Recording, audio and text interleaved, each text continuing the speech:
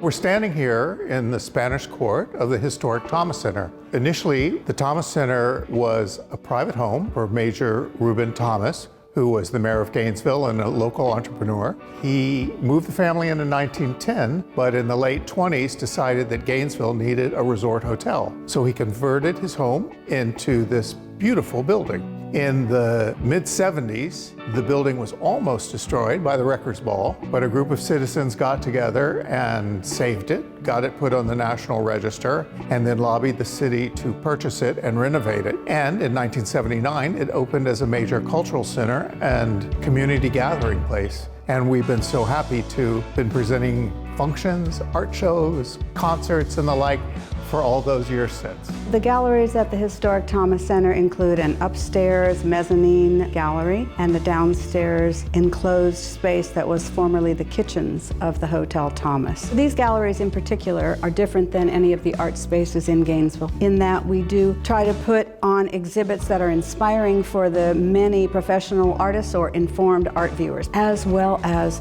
just families who wander through here. We have used the work from artists, local artists. We have artists who are renowned regionally and nationally, and we've used work from collectors and collections that are here in Gainesville.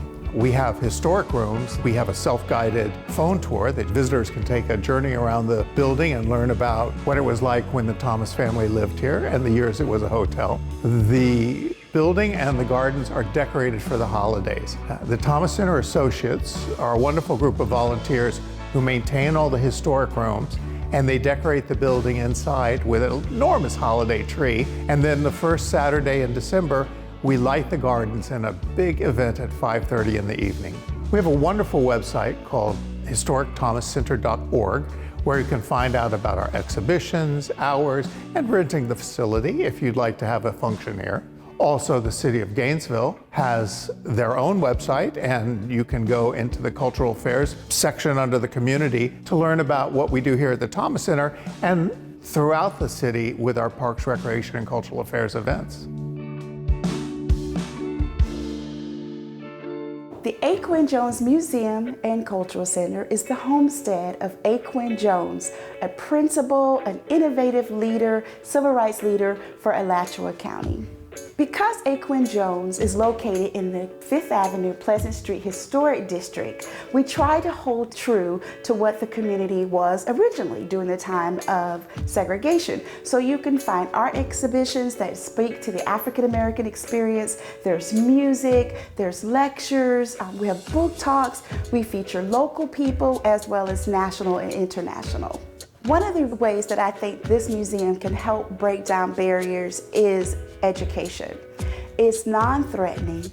It's in a very beautiful neighborhood where there's a diversity of community, and it gives us an opportunity to actually listen and talk to one another without judgment. And that's one of the things I like most about A. Quinn Jones. We all have different experiences. So it gives us an opportunity as a city to break down barriers by coming together, to eat together, to listen to music, to watch each other's films, to share each other's books. And then it makes us all become one community and one city.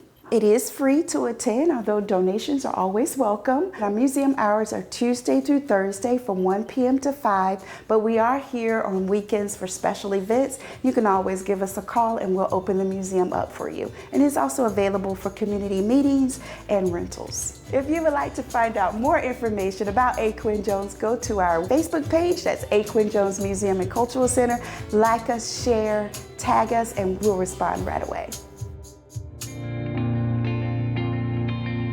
Evergreen Cemetery has been in existence since 1856, and it started off when the child of James T. Thomas passed away, and then other families, they donated land, and the cemetery has grown and grown and grown since then. So you'll find a lot of old Gainesville families within the cemetery.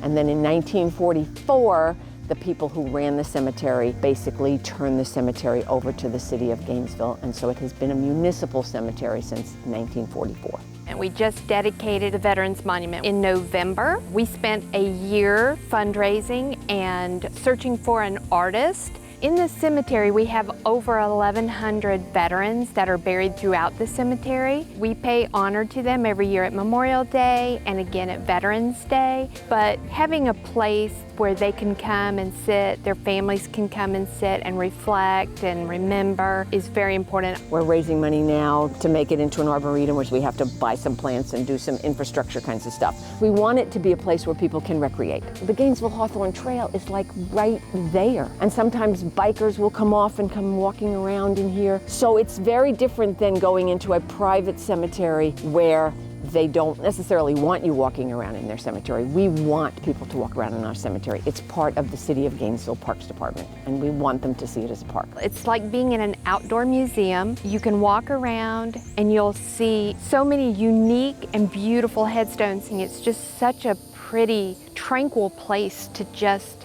be.